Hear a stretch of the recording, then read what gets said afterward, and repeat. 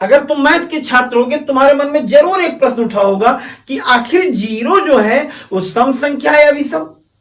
भाई जब देखते हो सब सारी संख्याओं के बारे में कहते हो सर 2 सम है 3 विषम है, तो तुम्हारे मन में जीरो भी उठा होगा, लेकिन कभी किसी से पूछे नहीं होगी। तो आज हम लोग बढ़िया से जान लें कि आखिर जीरो सम है या विषम। अब तुम खुद ही जान जाओगे कि जीरो सम है या विषम, फिर तुम किसी से पूछोगे नहीं।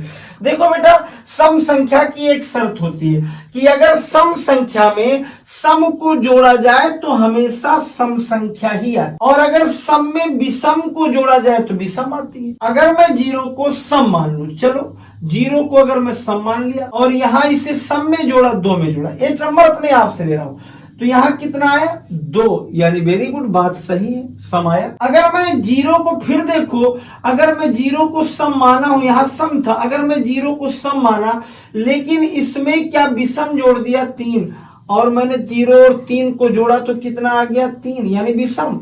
इसका मतलब अगर मैं 0 को 3 में जोड़ा तो विषम हुआ, 0 को 2 में जोड़ा सम हुआ मेरी, यानी ये दोनों शर्त सही हुई। और अच्छा चलो ठीक है, हो सकता है इस पर भी सफल हो जाए।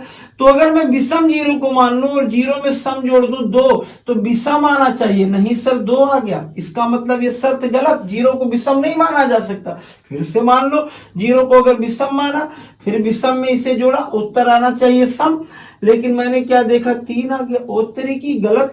इसका मतलब कि जीरो बेटा कैसी संख्या है, जीरो एक सम संख्या है। कैसी संख्या है, सम संख्या, यानी इवन नंबर।